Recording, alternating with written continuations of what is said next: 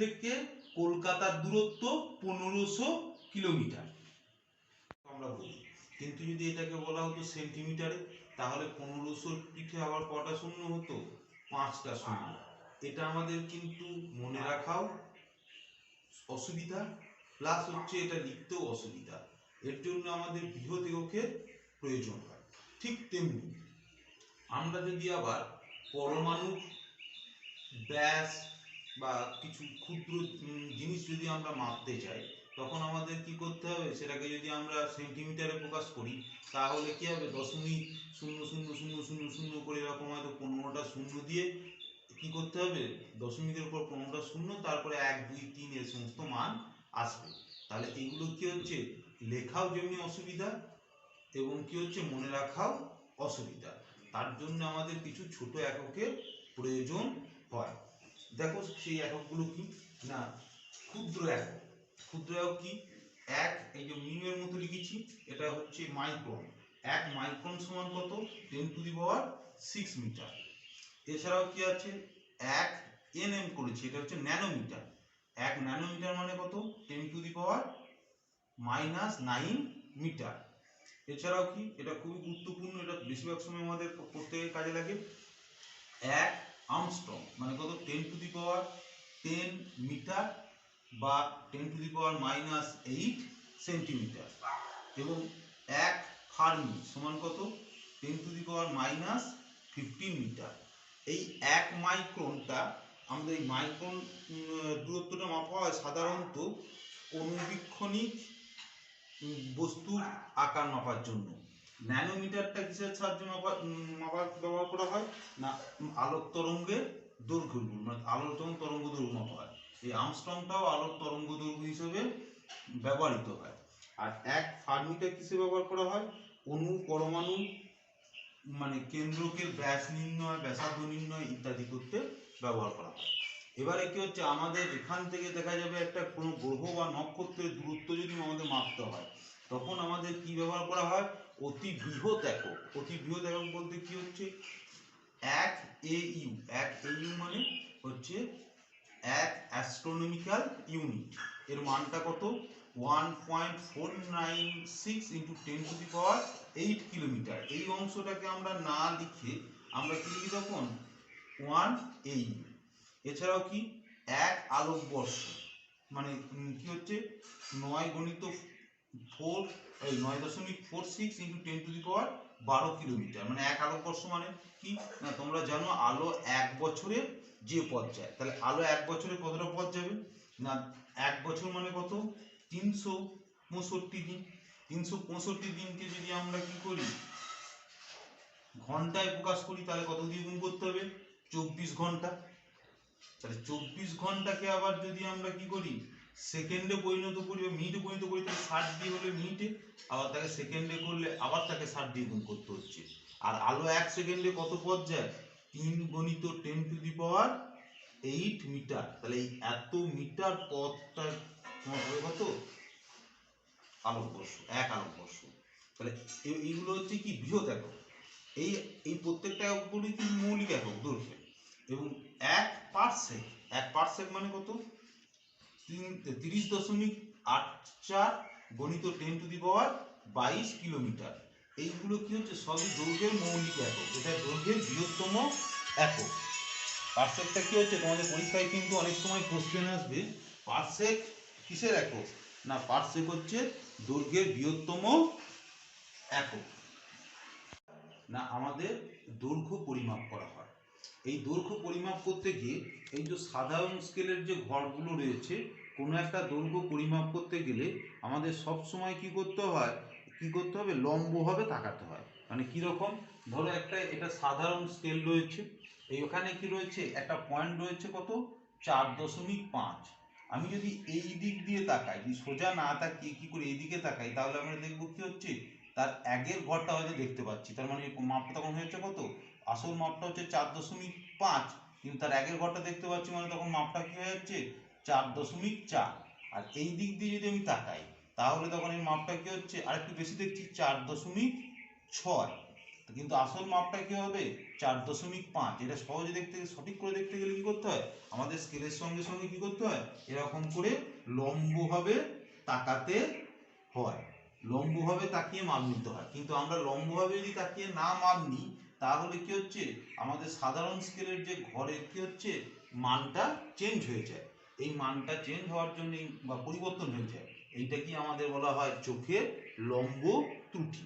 এবারে ধরো এই সাধারণ স্কেলের সাহায্যে আমরা কতগুলো জিনিস আমরা করতে পারি, যেরকম কি, যে এই যে একটা কি রয়েছে, তার রয়েছে, তারটা প্রচন্ড বেঁকা, এই তারটাকে কি রয়েছে, আমি এই সাহায্যে দৈর্ঘ্য কিভাবে পরিমাপ করব, না এটা দৈর্ঘ্য পরিমাপ করতে গেলে আমাদের প্রথমে কি করতে হবে, না দৈর্ঘ্য পরিমাপ করতে গেলে প্রথমে করতে হবে একটা কি নিতে হবে, সুতো নিতে হবে। কি নিতে হবে, সুতো নিতে হবে।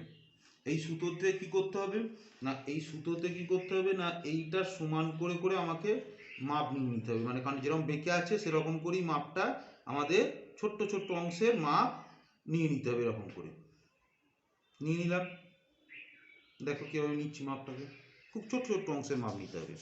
তা ছোটো ছোটো অংশের মাপ নিয়ে আমাদের কি করব, না ধরো এতটা পর্যন্ত দৈর্ঘ্য, এইভাবে কী হবে ছোট্ট ছোট্ট করে সমান করে করে মাপগুলো নিয়ে নিলাম, দিয়ে দেখা গেল কি হলো, দৈর্ঘ্যটা এতটা হলো। তখন আমি এটাকে সাধারণ স্কেলেতে নিয়ে এসে কি করব, এরকম করে প্রথমে বসিয়ে নিয়ে মাপটা নির্ণয় করলাম। কত হলো, এখানে দেখা যাচ্ছে কত হচ্ছে, 23.1 সেন্টিমিটার। ঠিক এইভাবে কি হচ্ছে, একটা কি হচ্ছে আঁকা বাঁকা জিনিসের দৈর্ঘ্য নির্ণয় করা যায়। এছাড়াও তোমাদের পরীক্ষায় প্রশ্ন আসতে পারে কি, না চুলের ব্যাস কিভাবে নির্ণয় করবে, না চুলের ব্যাস বা ব্যাসার্ধ নির্ণয় করতে গেলেও কিন্তু আমরা এই সাধারণ স্কেলের সাহায্যে করতে পারি। কিভাবে করতে পারি, না এর জন্য আমরা কি নিলাম, একটা ধরো একটা পেন্সিল নিয়ে নিলাম। এবারে আমাদের একটা চুল নিতে হবে, এবারে আমার চুল তো আর হবে না, বড় চুল নিতে হবে। কিন্তু বড় চুল আমি এখন না নিয়ে আমি বোঝানোর জন্য কি হচ্ছে, এটা একটা মানে সুতোটা কি চুল হিসাবে মানে তোমাদেরকে বোঝানোর জন্য ব্যবহার করছি। কি করতে হবে, না একটা কি হচ্ছে সেই চুলটা নিয়ে প্রথমে কি হচ্ছে এটাকে এইভাবে পাক দিয়ে দিতে হবে, এইভাবে পাক দিয়ে দেবো। পাক দেওয়ার পর, কতগুলো পাক দেওয়ার পর আমি কি করলাম, এই পাকগুলোকে দেখো কটা পাক দিয়েছি, 1 2 3 4 5 6 7 8 9, আমি বোঝানোর সুবিধার জন্য 10টা পাক দিয়ে দিলাম।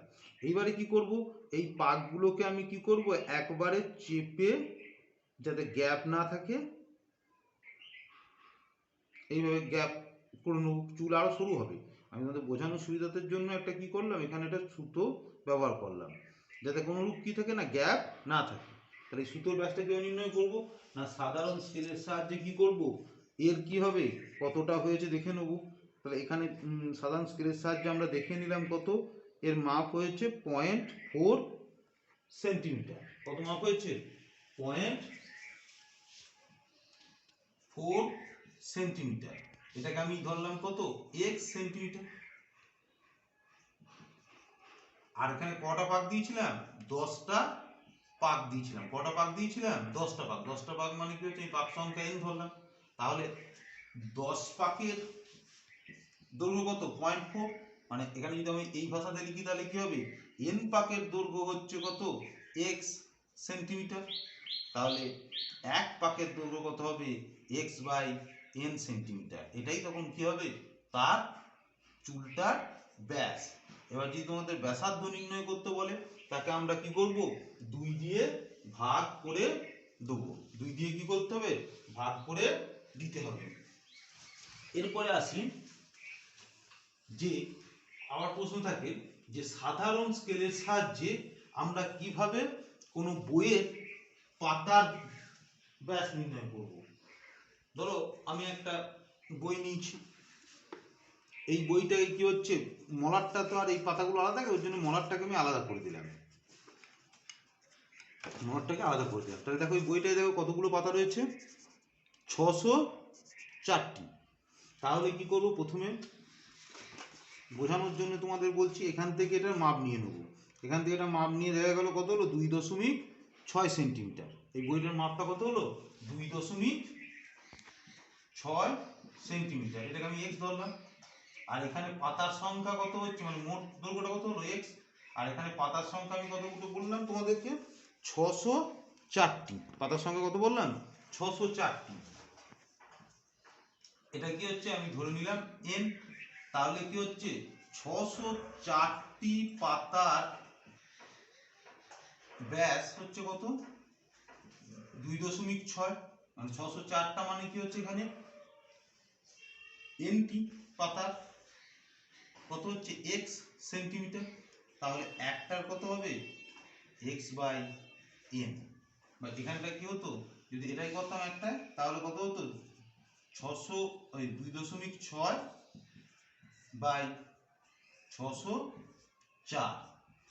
এইরকম করে কি হচ্ছে সাধারণ স্কেলের সাহায্যে বিভিন্ন জিনিসের পরিমাপ করা হয়।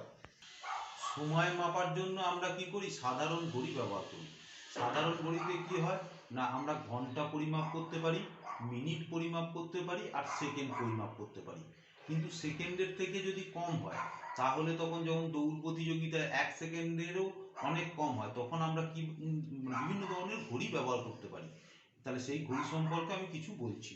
সেগুলো কি হচ্ছে না, আমরা ঘড়িতে কি ব্যবহার করি না, দৌড় প্রতিযোগিতায় এই সমস্ত ছোট ছোট প্রতিযোগিতায় কি ব্যবহার করি, স্টপ ওয়াচ।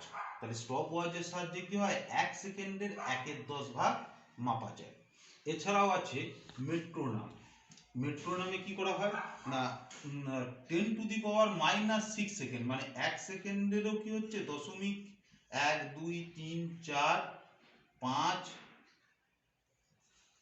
এই এত সেকেন্ডকে আমরা মাপতে পারি। এই ঘড়িগুলো কি হচ্ছে না, এই ঘড়িগুলো কিসে ব্যবহার করা হয় না, তোমার মেট্রোনম ঘড়ি ব্যবহার করা হয়, দেখবে যে যখন আমরা রকেট উৎক্ষেপণ করি, মানে যখন দেখায় দেখবে 1 2 3 স্টার্ট, এখানে কি হচ্ছে যে সেকেন্ডগুলো ব্যবহার করা হয়, সেখানে কি হচ্ছে 1 সেকেন্ডেরও কি হচ্ছে এখানে কি হচ্ছে এই 10⁻⁻6 ভাগ আমরা কি হচ্ছে মানে এক, এটা মানে কত 1/10⁻�6, তার মানে কত হচ্ছে একের পিঠে কটা শূন্য হচ্ছে 1 2 3 4 5 6। তাহলে একক দশক শতক হাজার অযুত লক্ষ 1 লক্ষ ভাগে আমরা কি হচ্ছে 10 লক্ষ ভাগ আমরা মাপতে পারছি। এছাড়াও কি হচ্ছে না, আমাদের যে গ্রিনিচের যে সময়টা মাপা হয় সেটা কোন ঘড়ির সাহায্যে মাপা হয়, ক্রোনোমিটারের সাহায্যে। এছাড়াও কি হচ্ছে নিখুঁত সময় মাপার জন্য আমাদের কি ঘড়ি ব্যবহার করা হয়, সিজিয়াম ঘড়ি। এই সিজিয়াম ঘড়ি যদি আমরা ব্যবহার করি তাহলে আমাদের এত কি হবে, আমাদের প্রত্যেক ঘড়িতেই কি হয় কিছু না কিছু সময়ের ত্রুটি থাকে। এটা কি হচ্ছে 6000 বছরে, মানে সিজিয়াম ঘড়িটা হচ্ছে কি সিজিয়াম পরমাণু কম্পাঙ্ক দিয়ে এটা কি হচ্ছে ঘড়িটা তৈরি করা হয় না, কম্পাঙ্কে মাপার সাহায্যে। এটা কি 6000 বছর যদি আমরা মাপি সেখানে মাত্র কি হবে 1 সেকেন্ডের ত্রুটি থাকবে। এইভাবেই বিভিন্ন ঘড়ি মাপা হয় সাহায্যে। মাপুনি চোঙ মানে আর কিছু নয়, যে এরকম কোনো একটা পদার্থ মানে চোঙের মতো থাকতে পারে, বিভিন্ন আকারের হয়। এখানে কি হয় এরকম দাগ কাটা থাকে না, তরলের তাহলে আয়তন মাপা হয় কিসের সাহায্যে না, মাপুনি চোঙের সাহায্যে। এবার ধরো এখানে কি হচ্ছে, ধরো কিছুটা তরল আমি এখানে রেখে দিলাম, ধরো কত রেখেছি 50 সিসিতে, কত রেখেছি 50 সিসিতে এখানটায়। এবার আমাদের 50 বললে তো হবে না, এটাকে আমরা ওর জন্য বলবো কি V1 সিসি। ধরো একটা পাথর আছে, অনিয়তকার বস্তু, এই পাথরটা কিভাবে আয়তন নির্ণয় করব না, আয়তন নির্ণয় করতে গেলে এই পাথরটাকে প্রথমে আমি একটা কি করব, দড়ির সাহায্যে বেঁধে নেব, দিয়ে কি করব এই পাথরটাকে এখানে ডুবিয়ে দেবো, এবং এই ডুবিয়ে দেওয়ার আগে পাথরটাও তো কি করতে পারে এই তরলটার জল শোষণ করে নিতে পারে। এর জন্য এখানে আমরা কিছু ওই মোম ঘষে দেবো, যাতে কি হচ্ছে ওই সুতোতে কি হবে না কোনো ধরনের মানে জল শোষণ না করে। তাহলে আমি যখনই পাথরটা এখানে ফেলে দেবো তখন এটা কি 50-এ থাকবে, অবশ্যই থাকবে না, এটা উঠে গিয়ে দেখা গেল কত হয়ে গেল 60-এ চলে এলো। এটাকে আমরা কি বললাম V2 সিসি। তাহলে এই পাথরটার আয়তন কত 60 সিসি মাইনাস 50 সিসি। তাহলে এখানে কি করতে পারি না V2 মাইনাস V1 সিসি, তাহলে এটা সমান কত হয় 10 সিসি। আমরা এটাকে লিখলাম V সিসি। এইভাবে কি করা হয়, কোনো তরলে মানে কোনো অনিয়তকার বস্তুর কি করা হচ্ছে আয়তন মাপা হয়। এছাড়াও কি আসতে পারে পরীক্ষায়, যে আসতে পারে কি হচ্ছে যে ঘনত্ব কিভাবে নির্ণয় করা হয়। না ঘনত্ব নির্ণয় করা মানে কি, না ঘনত্ব নির্ণয় করতে আমরা জানি কি, ঘনত্ব সমান ঘনত্ব ডি সমান ভর ব্র্যাকেটে এম বাই বস্তুর আয়তন ভি। এটা কি হবে, ভরের একক কি গ্রাম, এটা কি হবে সিসি। তাহলে আমরা দেখো এখানে কি পেয়ে গেলাম, আয়তন পেয়ে গেছি। তাহলে প্রথমে আমরা কি করে নেবো, তার সাধারণ তুলার সাহায্যে, আমরা জানি ভর মাপা হয় কি সাহায্যে, সাধারণ তুলার সাহায্যে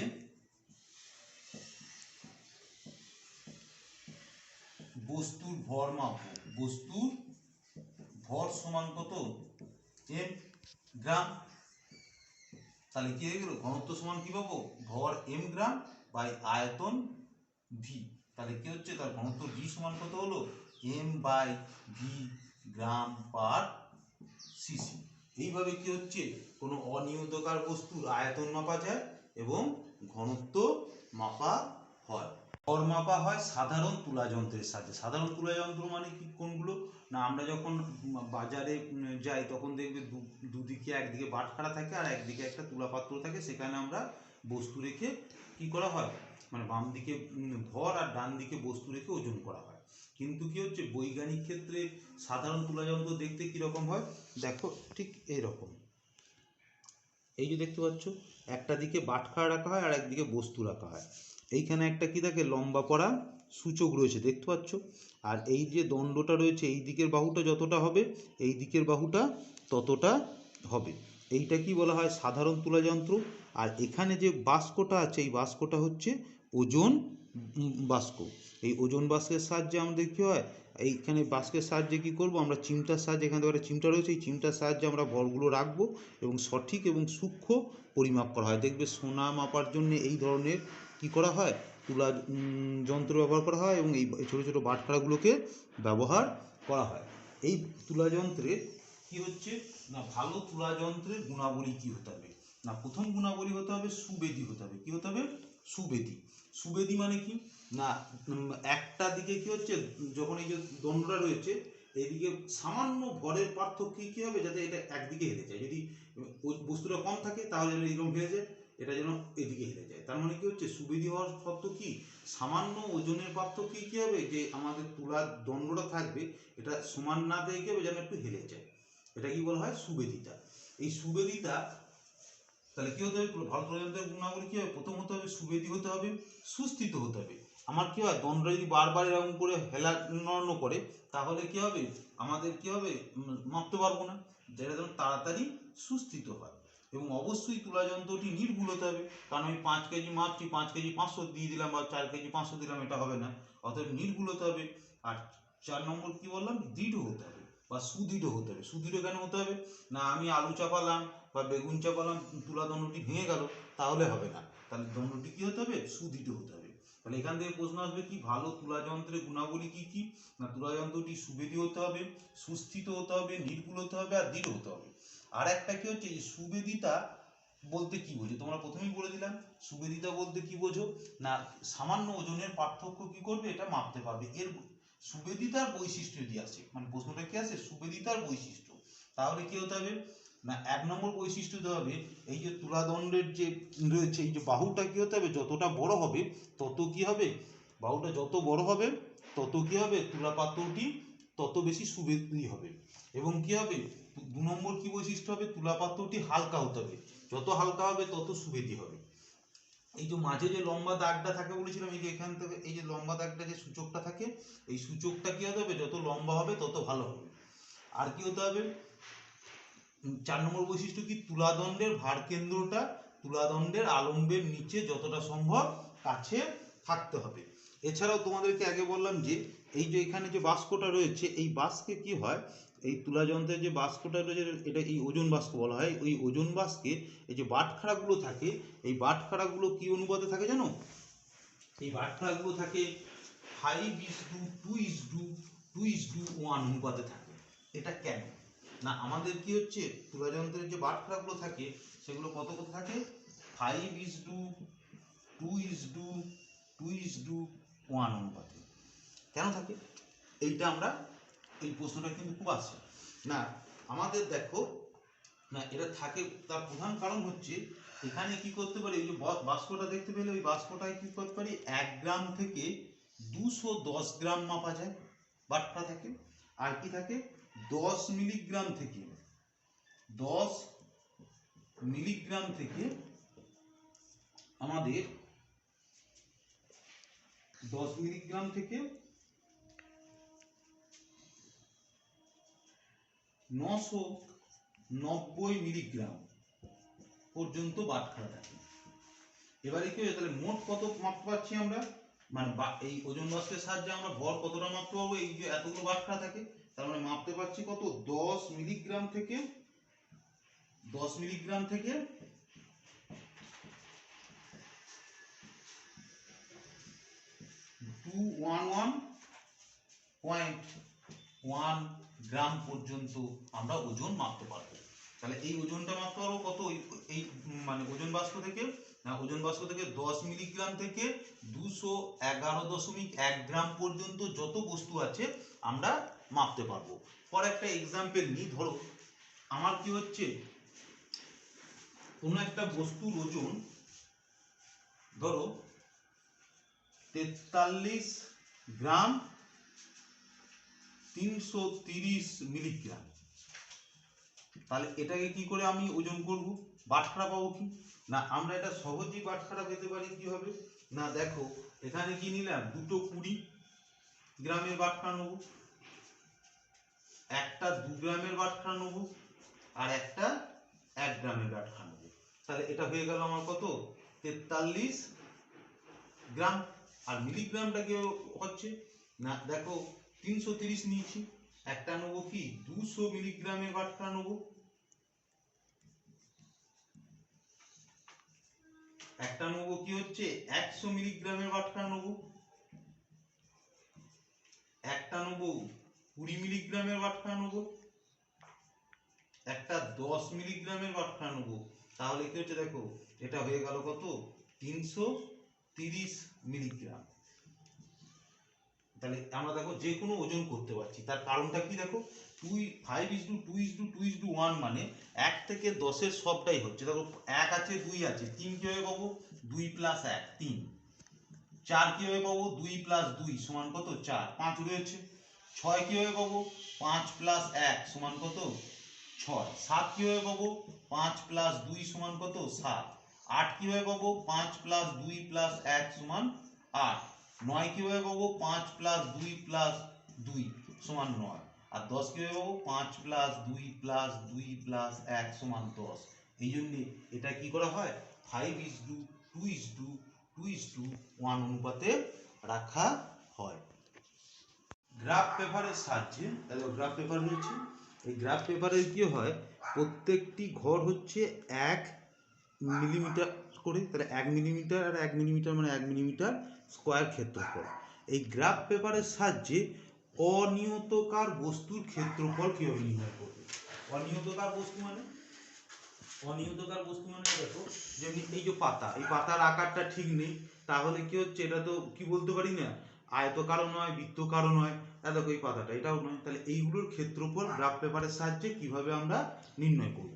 প্রথমে এটা নির্ণয় করতে গেলে কি করতে হবে, আমি গ্রাফ পেপারের সাহায্যে তো দেখানো যাবে না, আমি এর জন্য এখানে একটা গ্রাফ পেপারের মতো ওটাকে বড় করে দেখিয়েছি। এটা করতে গেলে প্রথমেই আমাদের করতে হবে কি, যে এই অনিয়তকার বস্তুটাকে গ্রাফ পেপারে বসিয়ে নিতে হবে।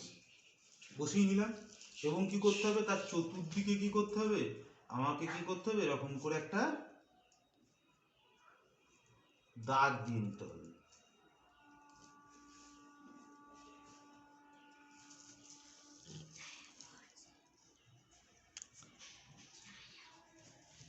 দাগ দিয়ে নিলাম, তাহলে এই অংশটার ক্ষেত্রফল তাহলে কত হবে।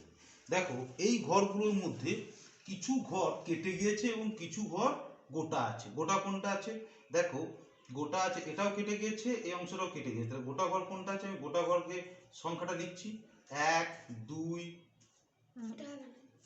3 4 5 6। তাহলে এইটা কি হবে, তাহলে গোটা ঘর কটা হলো, ধরলাম গোটা ঘর হলো n সমান 6, তাহলে এটা কি হবে 6 মিলিমিটার স্কয়ার। এটা কিন্তু মিলিমিটার নয়, কিন্তু আমি তো বোঝানোর জন্য এটা 6 মিলিমিটার স্কয়ার বলছি। এরপরে আমাদের কি করতে হবে, কটা অর্ধেকের বেশি আছে আর কটা অর্ধেকের কম আছে সেটা দেখতে হবে। তাহলে অর্ধেকের বেশি কোনটা, দেখো অর্ধেকের বেশি, এটা অর্ধেকের বেশি আছে, এটা 1, এটা অর্ধেকের কম আছে, এটা অর্ধেকের কম আছে, এটা অর্ধেকের বেশি আছে 2, 3, 4, 5, 6, সেই সংখ্যাটা নিয়ে নিতে হবে। তাহলে অর্ধেকের বেশি আছে কত, n1 সমান এটাও 6 মিলিমিটার স্কয়ার। এরপরে কি করতে হবে না, অর্ধেকের কম কটা আছে সেটা দেখতে হবে। সেটা কিভাবে গুনবো, দেখো সেটা হচ্ছে, দেখো 1, 2, 3, 4, 5, 6, 7, 8, 9, 10। তাহলে সেটা কত সংখ্যা ধরলাম, n2 সমান 10 মিলিমিটার স্কয়ার ধরলাম। এটা কিন্তু মিলিমিটার মানে ঘর নয়, কিন্তু আমি এটা বোঝানোর জন্য তোমাদেরকে এটা বোঝাচ্ছি। তাহলে মোট এর ক্ষেত্রফল কত হবে, 6 হবে, প্লাস এই যে যেগুলোর অর্ধেক বা অর্ধেকের বেশি ছিল সেই দুটোকে যোগ করে নেবো। তার মানে কত হচ্ছে 6 প্লাস 10, তাকে 2 দিয়ে ভাগ করব। তার মানে কি হচ্ছে, তাহলে কত হলো 6 প্লাস 16/2 মানে কত 8, মানে 14 মিলিমিটার স্কয়ার। কিন্তু আমাদের তো এইভাবে তো লিখলে হবে না, পরীক্ষার সময় কি লিখবো, গোটা ঘরের সংখ্যা হচ্ছে n, আর কি অর্ধ ঘরের বেশি আর অর্ধ ঘরের কমটা কোনটা হচ্ছে n1 আর n2, n1 প্লাস n2/2 এত স্কয়ার, এত মিলিমিটার স্কয়ার। এইভাবে তোমাদের কি করতে হয়, অনিয়তকার বস্তুর কি করতে হয়, ক্ষেত্রফল নির্ণয় করা হয়।